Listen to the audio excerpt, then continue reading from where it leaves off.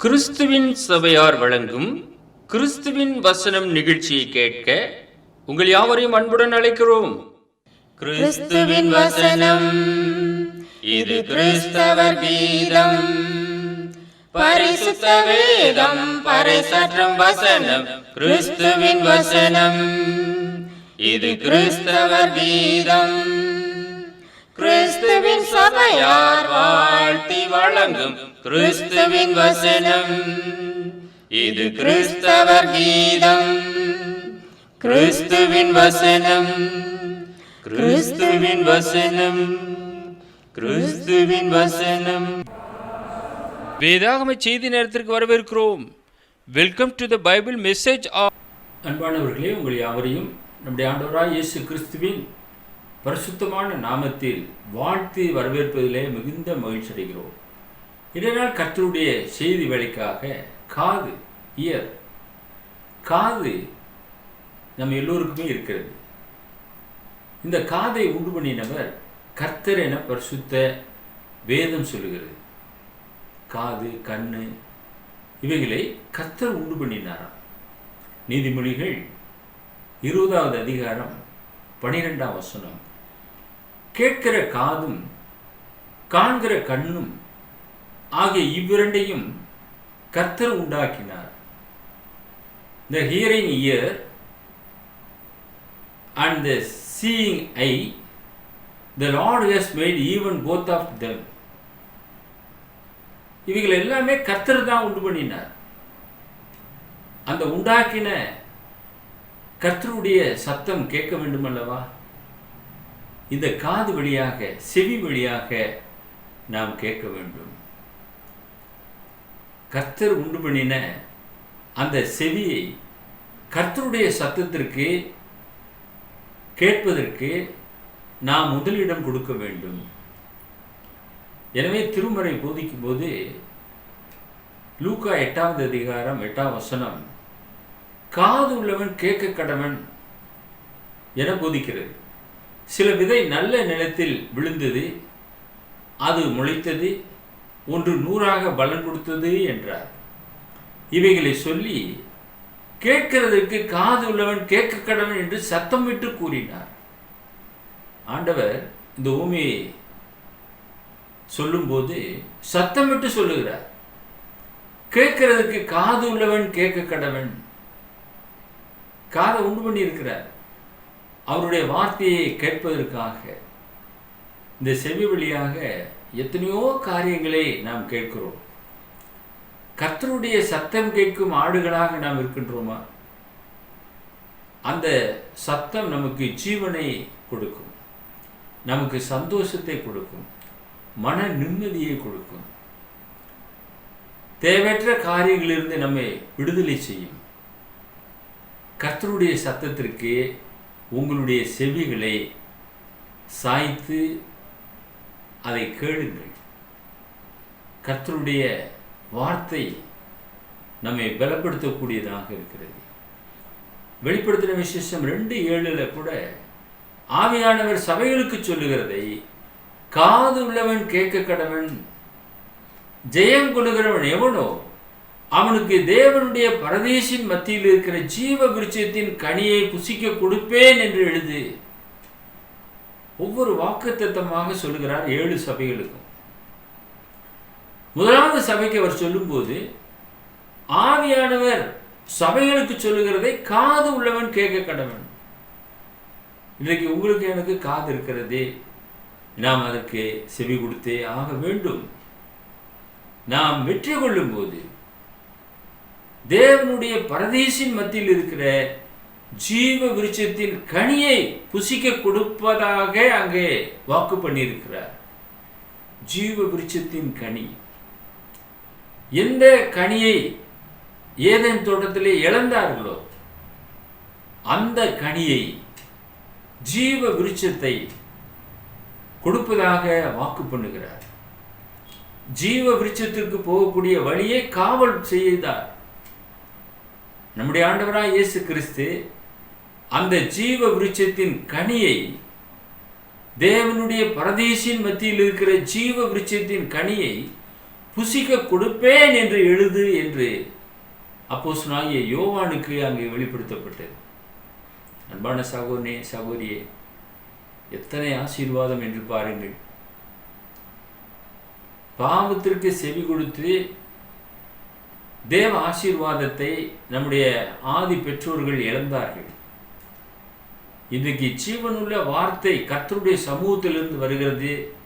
அந்த வார்த்தைக்கு செவி கொடுத்து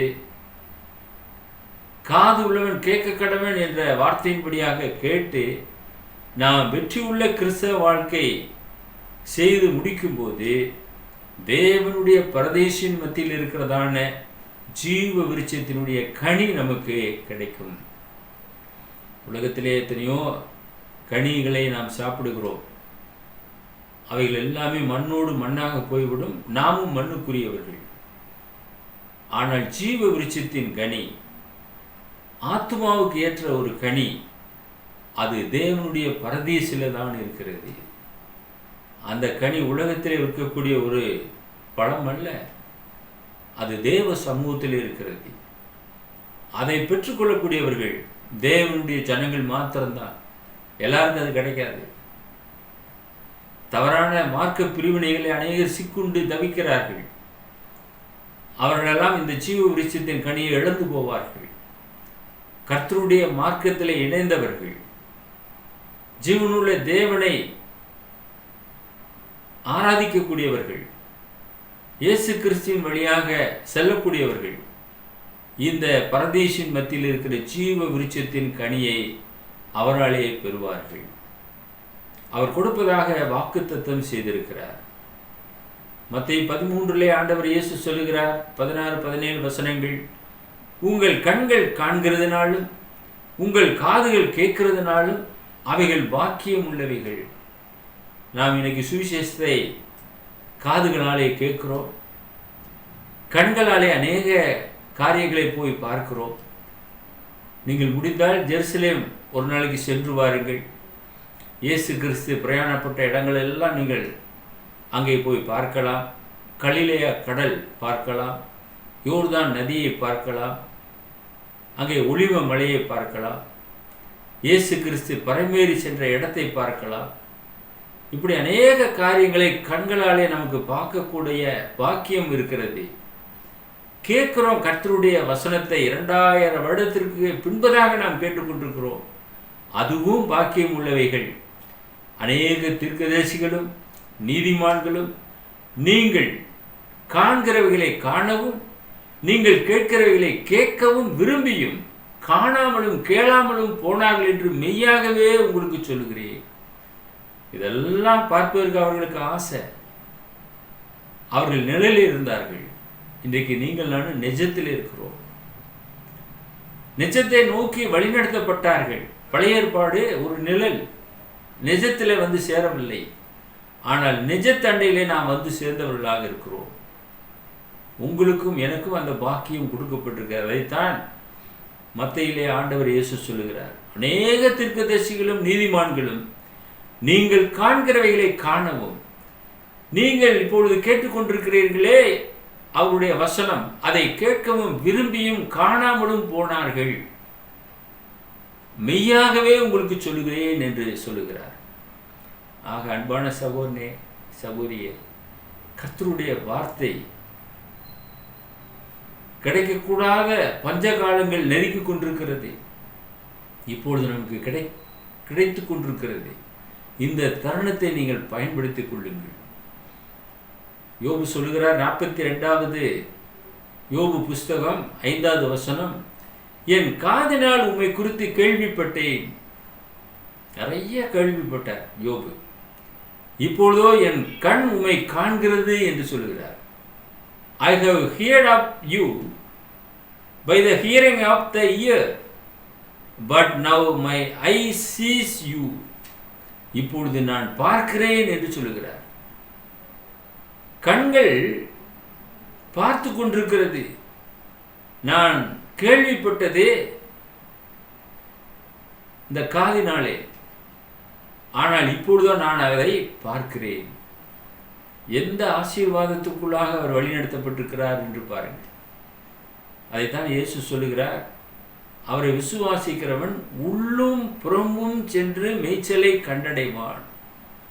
இங்கேயும் சுபிச்சமாக வாழ்வான், நூறத்தனையான ஆசீர்வாதங்களை பெறுவான், நித்தியத்தில் தேவனோடு நித்திய நித்தியமாகவும் வாழ்வான். அப்ப இங்கேயும் ஆசீர்வாதம், அங்கும் ஆசீர்வாதம். நல் மேய்ப்பன் ஆடுகளுக்கு நல்ல மேய்ச்சலான இடங்களில் போய் ஆகாரத்தை கொடுக்குறான். தொழுவத்துக்கு வந்ததுக்கு அப்புறம் தொழுவத்திலையும் ஆகாரத்தை போடுகிறான். அது நல்ல மேய்ச்சலை கண்டடைகிறது. அதை போல நல்மேய்ப்பராகிய இயேசு அண்டையிலே நீங்கள் போகும்போது இந்த ஆசீர்வாதத்தை நீங்கள் பெறுவீர்கள். மார்க் எழுதின சுவிசேஷத்துக்கு நான் வரும்போது 7வது அதிகாரம் 32 35 வசனங்கள். அங்கே கொன்னே வாயுடைய ஒரு செவிடனை அவரிடத்தில் கொண்டு வந்து அவர் தமது கையை அவன் மேல் வைக்கும்படி வேண்டிக் கொண்டார்கள். அப்போது அவர் அவனை ஜனக்கூட்டத்தை விட்டு தனியே அழைத்து கொண்டு போய் தம்முடைய விரல்களை அவன் காதுகளில் வைத்து உமிழ்ந்து அவனுடைய நாவை தொட்டு வானத்து அண்ணாந்து பார்த்து பெருமூச்சு விட்டு எப்பத்தா என்றார். அதற்கு திறக்கப்படுவாயாக என்று அர்த்தம். உடனே அவனுடைய செவிகள் திறக்கப்பட்டு அவனுடைய நாவின் கட்டும் அவிழ்ந்து அவன் செவையாய் பேசினான். அன்பானவர்களே, இது எத்தனை ஆச்சரியமான ஒரு காரியம்! ஆண்டவர் செய்த அற்புதங்கள் சொல்லப்படும் என்றால் புஸ்தகம் கொள்ளாது, எழுதப்படும் என்றால் எழுதி கொண்டே இருக்கலாம். அவ்வளவு அற்புதங்கள். நாம் விசுவாசிக்கும்படியாக ஒரு சில அற்புதங்கள் தான் வேதாகமத்தில் எழுதப்பட்டிருக்கிறது. நாம் விசுவாசிக்கும்படியாக அவைகள் எழுதப்பட்டிருக்கிறது. அவர் தேவனிடத்தில் வந்த தேவகுமாரன் என்பதை நிரூபிக்கும்படியாக அவைகள் எழுதப்பட்டிருக்கிறதா. ஒரு கொன்னை வாயுடைய ஒரு செவிடனை அவனிடத்தில் கொண்டு வந்தார்கள். அவனுக்கு வாயும் சரியில்லை, அவனுடைய காதும் கேட்காது. இயேசு தமது கையை அவன் மேல் வைக்கும்படி வேண்டிக் கொண்டார்கள். இந்த கொண்டு வந்த ஜனங்கள் இயேசுவை நோக்கி அவருடைய கையை அவன் மேல் வைக்கும்படி வேண்டிக் கொண்டார்கள். ஏன்னா இயேசு கைப்பட்டாலே சுகமாயிடுவான் அப்படின்னு அவங்களுக்குள்ள ஒரு நம்பிக்கை. அப்பொழுது அவர் ஜனக்கூட்டத்தை விட்டு தனியே அழைத்து கொண்டு போகிறார். அவனை, அந்த செவிடனை அழைத்து கொண்டு போய் தம்முடைய விரல்களை அவன் காதுகளில் வைத்து உமிழ்ந்து அவனுடைய நாவை தொட்டார். வானத்தை அண்ணாந்து பார்த்து பெருமூச்சு விட்டு எப்பத்தா என்று சொன்னார். திறக்கப்படுவாயாக என்று அர்த்தம். நாம் ஒரு மருத்துவர்கிட்ட போறோம். அந்த மருத்துவர் காதை பரிசோதிக்கிறார். எப்படியும் குறைஞ்சது ஒரு 6 மாதம் ட்ரீட்மெண்ட் எடுக்கணும், நிறைய அடப்பு இருக்கிறது, பிறவிலிருந்து அவனுக்கு காது கேளாமல் இருக்கிறதே, அல்லது ஒரு மிஷின் வைக்கணும், இப்படி பலவிதமான ஒரு ஆலோசனைகளை அந்த மருத்துவர் கொடுப்பார். இயேசு அந்த செவிடனை உண்டாக்கினவர். நாம் ஏற்கனவே வாசித்தோம் அல்லவா? காதையும் கண்ணையும் உண்டாக்கினவர் கர்த்தர். அவனுடைய நாவை தொடுகிறார். இப்பொழுது திறக்கப்படுவாயாக என்று சொல்லுகிறார், கட்டளை பிறப்பிக்கிறார். வேற எந்த ஒரு மெடிசின் அவர் கொடுக்கவில்லை, எந்த ஒரு வைத்தியமும் செய்யவில்லை. உண்டாக்கினவருக்கு தான் தெரியும் அதை எப்படி திறக்க வைக்க வேண்டும் என்று. திறக்கப்படுவாயாக என்று சொல்லுகிறார். உடனே செவி திறக்கப்பட்டது, அவனுடைய பொன்ன வாய் நாவு கட்டவிழ்க்கப்பட்டது, அவன் செவையாய் பேசினான். மிக தெளிவாக. அந்த ஜனங்களுக்கு தானே தெரியும் அவன் எப்படி முன்ன பேசி கொண்டிருந்தான், அதுக்கப்புறம் அவன் எப்படி பேசுகிறான், அதை பார்த்தார்கள். செவ்வையாய் பேசினான் என பரிசுத்த வேதம் சொல்கிறது. அன்பானவர்களே, அவர் சொல்ல ஆகும், அவர் கட்டளையிட அப்படியே நிற்கும் என்று பார்க்கிறோம். அவ்வளவு வல்லமை படைத்தவர் நம்முடைய ஆண்டவராய் இயேசு கிறிஸ்து. அவர்தான் மனிதனுக்கு காதை கொடுத்தவர், கண்ணை உண்டாக்கினவர். இவ்விரண்டையும் கர்த்தர் உண்டு பண்ணினார். அவர் ஆதியிலே தேவனோடு இருந்தார். சகலமும் அவர் மூலமாய் உண்டாயிற்று. உண்டானதொன்றும் அவராலே அல்லாமல் உண்டாகவில்லை என பரிசுத்த வேதம் சொல்கிறது. அவர் வார்த்தையாக இருந்தார்.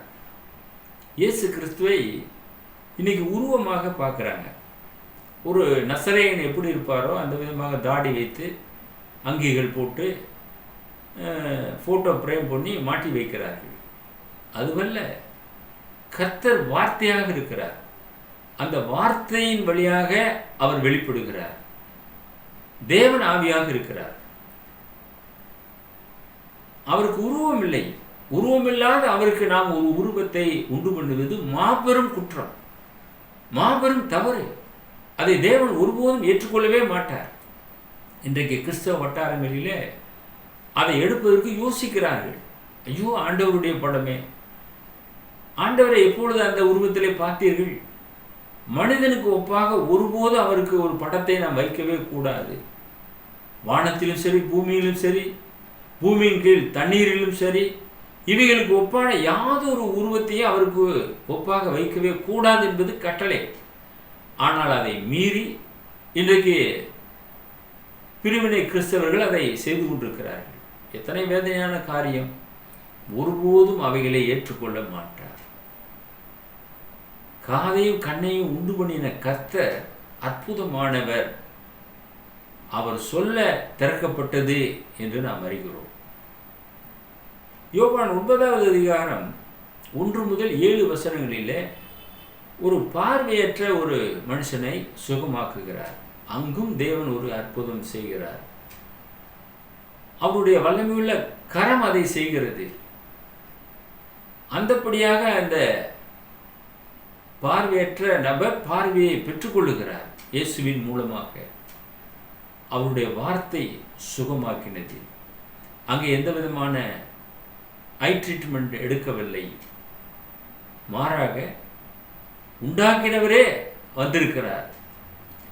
இன்றைக்கு நீங்களும் நானும் உண்டாக்கினவர் இடத்திலே நாம் போவோம் என்றால் நம்முடைய பிரச்சனைக்கு நிரந்தரமான ஒரு தீர்வு காணப்படும். உண்டாக்கினவர் இடத்துல போகாமல் மனிதர்களை நாடுவோம் என்றால் நாம் நிச்சயமாக முடிவான ஒரு தீர்வை நாம் பெறவே முடியாது. உண்டாக்கினவர் இடத்திலே நாம் கடந்து செல்ல வேண்டும். வருத்தப்பட்டு பார சுமக்கிறவர்களே, நீங்கள் எல்லாரும் என்னிடத்தில் வாருங்கள், நான் உங்களுக்கு இளைப்பாறுதல் தருவேன் என்று சொல்கிறார். இயேசுவின் இடத்துல எத்தனை பேர் வந்தாலும் சரி, அத்தனை பேருக்கு அவர் இளைப்பாறுதல் தருவார். நீங்கள் நினைக்கலாம், 5000 பேர் வந்தால் தருவாரா? 5000 பேர் வனாந்தரத்தில் 3 நாள் சாப்பிடாமல் இருந்தாங்க. 5000 பேருக்கு சோறாக்கணும்னா அவ்வளோ பேருக்கு எங்கே நம்ம பொருட்களை பர்ச்சேஸ் பண்ண முடியும்? எத்தனை அடுப்புகள் மூட்ட வேண்டும்? ஆனால் அங்கே 5 அப்பம் 2 மீன் இருந்தது. அதை ஆசீர்வதித்து கொடுத்தார். திருப்தியாக சாப்பிட்டார்கள். மீதமானவைகளை துணிக்கைகளை எடுத்து வைத்தார்கள். எத்தனை அற்புதமான காரியம்! அவ்வளவு பெரிய அற்புதத்தை செய்த கர்த்தரை நீங்கள் பின்பற்றும் போது உங்களுடைய வாழ்க்கையிலும் பெரிய காரியங்களை செய்வார். இளைப்பாறுதல் கொடுக்கக்கூடியவர் அவர் ஒருத்தர் தான். தேவனால் அனுப்பப்பட்டவர். அவரை நீங்கள் நான் விசுவாசத்தில் ஏற்றுக்கொள்வோம் என்றால் பெரிய நன்மைகளை நாம் பெறுவோம். காதார கேட்டும் உணராதிருந்தார்கள் என திருமறை நமக்கு போதிக்கிறது. மத்தேயு 13வது அதிகாரம் 14-15 வசனங்கள். ஏசாயாவின் தீர்க்க தரிசனம் அவளிடத்தில் நிறைவேறுகிறது. அதாவது, காதார கேட்டு உணராதிருப்பீர்கள், கண்ணார கண்டு அறியாதிருப்பீர்கள். இந்த ஜனங்கள் கண்களினால் காணாமலும் காதுகளினால் கேளாமலும் இருதயத்தினால் உணர்ந்து மனம் திரும்பாமலும் நான் அவர்களை ஆரோக்கியமாக்காமலும் இருக்கும்படியாக அவர்கள் இருதயம் கொழுத்திருக்கிறது. காதால் மந்தமாய் கேட்டு தங்கள் கண்களை மூடிக்கொண்டார்கள் என்பதே. கண்களை மூடிக்கிறாங்க. இவ்வுலகத்தின் அதிபதியாக பிசாசு வேற கண்களை குருடாக்கி வச்சிருக்கிறான். அன்பானவர்களே, காதால் கேட்குறாங்க. கர்த்தருடைய வசனம் பல வகையிலே தொனித்து கொண்டிருக்கிறது. வானொலி மூலமாக தொனித்தது, சிடி கேசட் மூலமாக வெளியிடப்பட்டது, இன்றைக்கு யூடியூப் மூலமாக 24 hour சேனல் அதன் வழியாக வெளிவந்து கொண்டிருக்கிறது. உடனே நாம் பென்ட்ரைவை காப்பி பண்ணி எந்த ஒரு செய்தியையும் நம்ம கேட்கலாம், பார்க்கலாம். எந்த நேரத்திலும் 24 ஹவர்ஸும் சுவிசேஷம் அறிவிக்கப்பட்டு கொண்டே இருக்கிறது. அவ்வளவு மீடியாக்கள் வந்துவிட்டது. ஆனால் அவர்கள் கேட்டும் உணராதிருக்கிறார்கள். கண்ணார பார்க்கிறார்கள், நடக்கக்கூடிய காரியங்களை அறியாதிருக்கிறார்கள். இந்த கண்களினால் காணாமலும் காதுகளினால் கேளாமலும் இருதயத்தினால் உணர்ந்து மனம் திரும்பாமலும் நான் அவர்களை ஆரோக்கியமாக்காமலும் இருக்கும்படியாக அவருடைய இருதயம் கொழுத்திருக்கிறது. ஏசாயா தீர்க்கதரிசனத்தில் சொன்ன காரியங்கள் எல்லாம் நிறைவேறுகிறது என்று இயேசு சொல்லுகிறார்.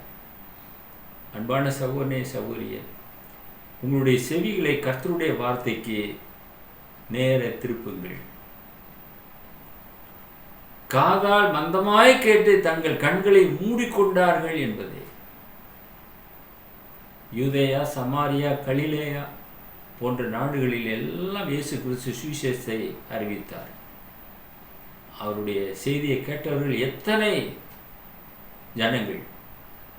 அவருடைய அற்புதங்களை பார்த்த கண்கள் எத்தனை கண்கள்! எத்தனை பேர் இயேசுவுக்காக கடைசியிலே அவர் மரிக்கிற தருவாயிலே போராடினார்கள். ஒருவருமே இல்லவில்லை. சிலுவையிலே அங்கே தனிமையிலே தொங்கினார். என் தேவனே, என் தேவனே, ஏன் என்னை கைவிட்டீர் என்று சொன்னார். அவரோடு இருந்தவர்கள் எல்லாம் ஓடிவிட்டார்கள். மெய்ப்பனை வெட்டுவேன், மந்தையின் ஆடுகள் சிதறடிக்கப்படும் என்று சொன்ன வார்த்தையின்படியாக எல்லாரும் சிதறி போனார்கள். பெண்கள் மாத்திரம் அங்கே நின்று கொண்டிருந்தார்கள். ஒருவர் கூட இயேசுவை ஏன் அறைகிறீர்கள், அவருக்காக நான் ஜீவனை கொடுப்பேன் என்று சொல்லி போராடவில்லை. எத்தனையோ அற்புதங்களை பார்த்தவர்கள், எல்லா அற்புதங்களை பெற்றுக்கொண்டார்கள். இயேசு சிலுவையை சுமந்து கொண்டு போகும்போது கண்களை மூடிக்கொண்டார்கள். அதுதான் நடந்தது. காதுகளை அடைத்து கொண்டார்கள், மந்தமாய் கேட்டார்கள். இது தீர்க்க தரிசனத்திலே நிறைவேறும்படியாக இவைகள் எல்லாமே நடந்தது. எரேமியா 5வது அதிகாரம் 21 எரேமியா தீர்க்கன் சொல்கிறார், கண்கள் இருந்தும் காணாமலும் காதுகள் இருந்தும் கேளாமல் இருக்கிற அறிவில்லாத ஜனங்களை கேளுங்கள் என்று சொல்கிறார். அறிவில்லாத ஜனங்கள். கண் இருந்து பார்க்காம இருக்கலாமா? காது இருந்து கேட்காம இருக்கலாமா? எவ்வளவோ காரியங்களை குறித்து நாம் கேள்விப்படுகிறோம், பார்க்கிறோம். பார்க்க வேண்டியதை பார்க்காமல், கேட்க வேண்டியதை கேட்காமல் இந்த காதை நாம் வைத்து கொண்டு இருப்பதனாலே என்ன பிரயோஜனம்? நற்செய்தியை கேட்க வேண்டும், நல்லதை கேட்க வேண்டும், நல்லதை பார்க்க வேண்டும், நல்லதை பேச வேண்டும், நல்லதை யோசிக்க வேண்டும், நல்லதை செய்ய வேண்டும். எல்லா நன்மைகளும் உங்களை தேடி வரும், உங்களை நாடி வரும். அதை செய்வீர்களா?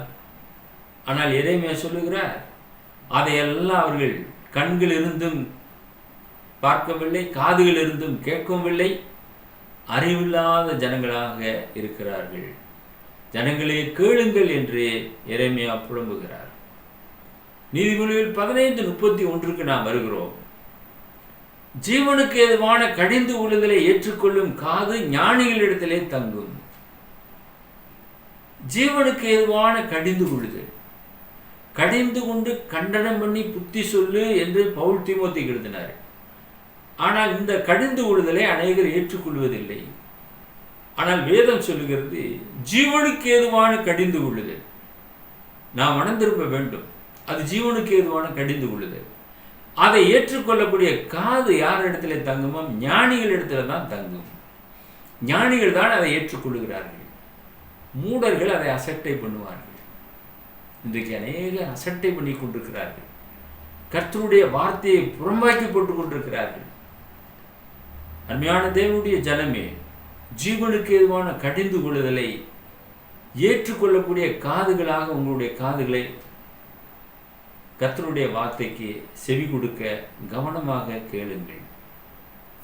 நீதிமொழிகள் 15:32 புத்திமதியை தள்ளிவிடுகிறவன் தன் ஆத்துமாவை வெறுக்கிறான், கடிந்து கொள்ளுதலை கேட்கிறவனோ ஞானமடைவான் என நீதிமொழிகளை நாம் வாசிக்கிறோம். கடிந்து கொள்ளுதலை கேட்கக்கூடியவன் ஞானமடைவான்.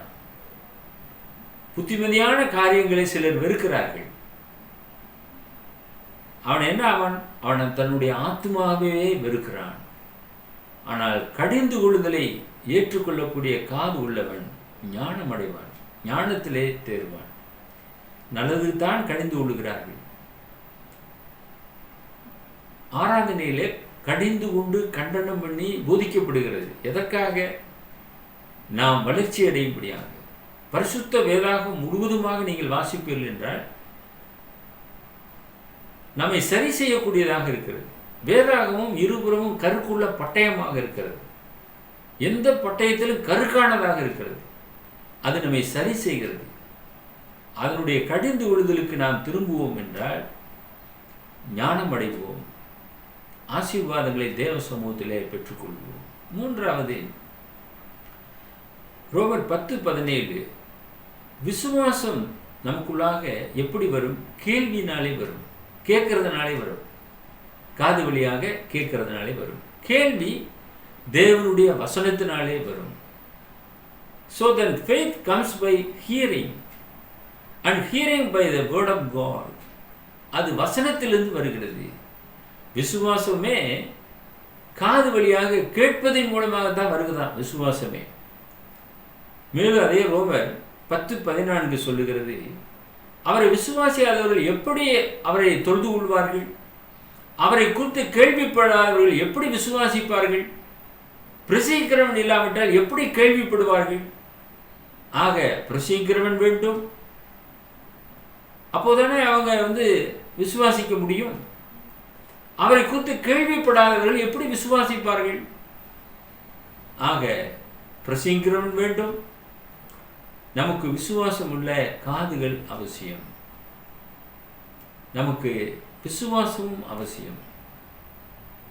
விசுவாசம் இல்லாமல் தேவனுக்கு பிரியமாயிருப்பது கூடாத காரியம். மத்தேயு 12:41 யோனாவின் பிரசங்கத்தை கேட்டு நினிவே பட்டணத்தார்கள் மனம் திரும்பினார்கள். இப்ப யோனாவிலும் பெரியவர் இங்கே இருக்கிறார். ஆதலால் நியாயத்தீர்ப்பு நாளிலே நினிவே பட்டணத்தார் இந்த சந்ததியாரோடு எழுந்து நின்று இவர்கள் மேல் குற்றம் சுமத்துவார்கள். நியாயத்தீர்ப்பு நாளிலே இந்த நினிவே பட்டணத்தார் இந்த சந்ததியாரோடு எழுந்து நின்று இவர்கள் மேல் குற்றம் சுமத்துவார்கள். அவர்கள் எல்லாம் அதை நோக்கி பார்த்தார்கள். இன்றைக்கு நாம் கிறிஸ்துவோடு வாழ்ந்து கொண்டிருக்கிறோம். எந்த அளவுக்கு அவருடைய வார்த்தைக்கு நாம் செவி கொடுக்க வேண்டும். கடைசியாக மத்தேயு 10:27 வாசித்து நாம் நிறைவு செய்யலாம். நான் உங்களுக்கு இருளிலே சொல்லுகிறதை நீங்கள் வெளிச்சத்திலே சொல்லுங்கள், காதிலே கேட்கிறதை நீங்கள் வீடுகளின் மேல் பிரசித்தம் படுத்துங்கள். நீங்கள் வசனங்களை உங்களுடைய வீடுகளிலே வைத்திருக்கிறீர்களா? வசனத்தை முதலாவது வைக்க வேண்டும். இதனாலே காதை குறித்து நாம் தியானம் பண்ணணும். காதையும் கண்ணையும் கர்த்தர் உண்டு பண்ணினார். காது உள்ளவன் கேட்க வேண்டும். யோபு சொல்றாரு, நான் காதாலே கேட்டதை காட்டிலும் கண்களாலே காண்கிறேன் என்று சொல்கிறார். கர்த்தருடைய கிருபை உங்கள் யாவரோடும் கூட இருப்பதா. ஜெபம் செய்வோம். எங்களை நேசித்து வழிநடத்துகிற எங்கள் பரலோகத்தின் பிதாவே, காண்கிற கண்ணையும் கேட்கிற காதையும் நீர் உண்டு பண்ணினீர் என்ற ஒரு செய்தியை இந்த நாளிலே நாங்கள் கேள்விப்பட்டோம். எங்கள் செவி வழியாக அநேக நற்செய்திகளை நாங்கள் கேள்விப்பட்டிருக்கிறோம். அதற்கு நாங்கள் கீழ்ப்படுகிறோம். உமக்கு ஏற்றவர்களாக நாங்கள் உருவாக தொடர்ந்து சத்திய பாதையில் எங்களை வழிநடத்திட வேண்டுமாய் எங்கள் ஆண்டவரும் இரட்சகருமாய் இருக்கிற இயேசு கிறிஸ்துவின் பரிசுத்தமான நாமத்தில் இந்த ஜெபத்தை தாழ்மையோடு ஏறெடுக்கிறோம் எங்கள் பரலோகத்தின் பிதாவே. ஆமென். தி வேர்ட் ஆஃப் கிரைஸ்ட் மாத இதழ் வேண்டுமா? எங்களோடு தொடர்பு கொள்ளுங்கள். இன்றே தொடர்பு கொள்ளுங்கள். உங்களுடைய முகவரியை SMS மூலமாக எங்களுக்கு தெரியப்படுத்துங்கள். எங்கள் முகவரி the word of Christ, post office box number 5, Batlagundu 624202, South India. Our mobile number 9445558041. Another number 6379350509. Email address urgentandglory@gmail.com. View our The Word of Christ program on YouTube channel. May God bless you all.